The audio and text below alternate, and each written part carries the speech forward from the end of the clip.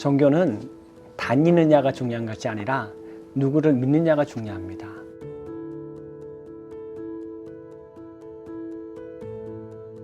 사람들은 교회를 다녀요. 교회를 다니는 이유도 여러 가지입니다.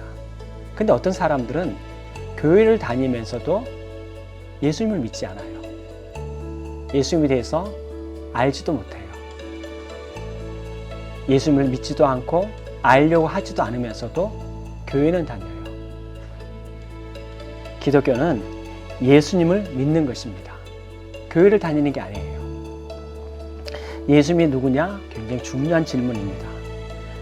당시에도 사람들은 예수님에 대해서 물었어요.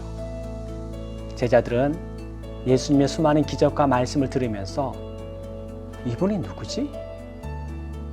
백성들도 지금까지 세상에서 이렇게 말하고 행한 사람은 없었으니까 누구지? 목수의 아들이라고 생각하는데 이건 뭐지? 심지어 종교 지도자들도 정체를 밝히라고 재촉합니다.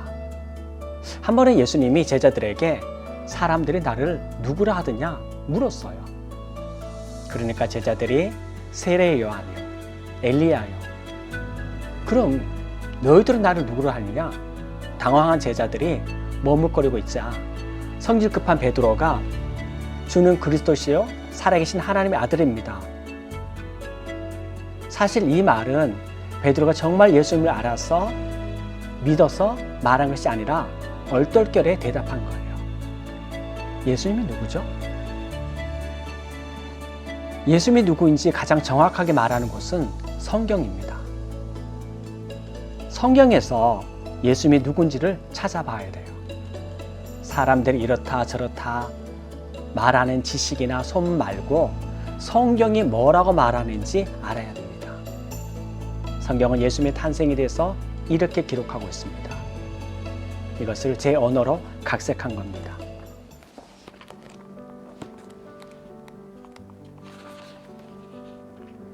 그날도 마리아는 창가에 조용히 앉아 있었다. 사랑하는 사람을 그리며 달콤한 꿈에 젖어 있었다. 갑자기 한 줄기 빛이 마리아를 감싼다. 그리고 하늘에서 음성이 들렸다. 무서워하지 마라. 내가 하나님의 은혜를 입었느니라.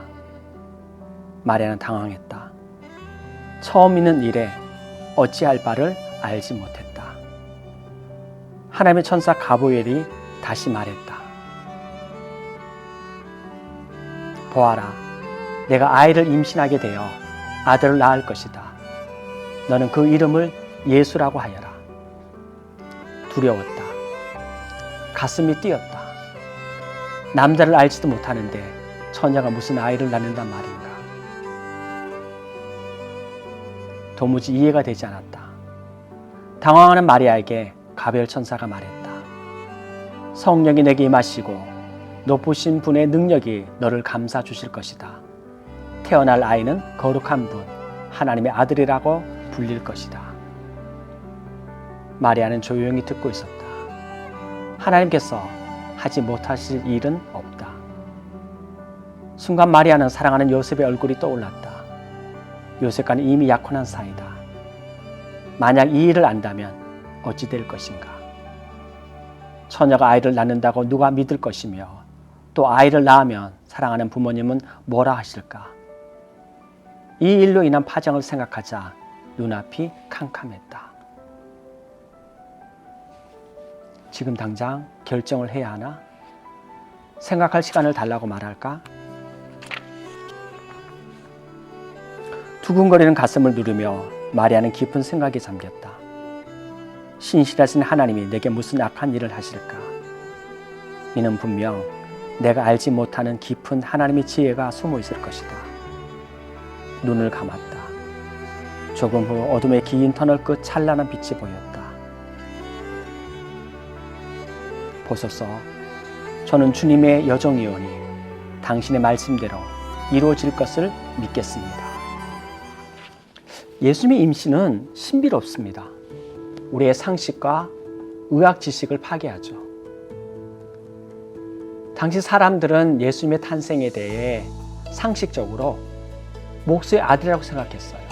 아니에요.